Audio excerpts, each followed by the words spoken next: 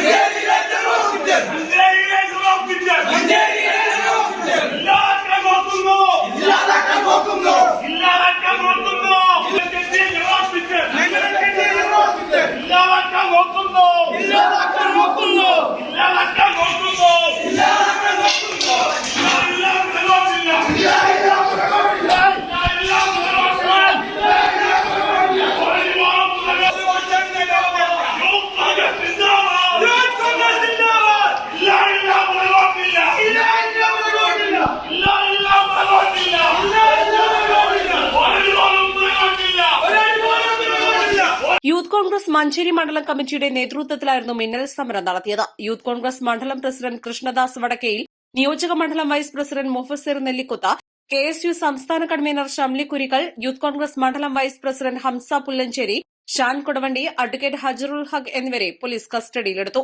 East Live, Malappuram.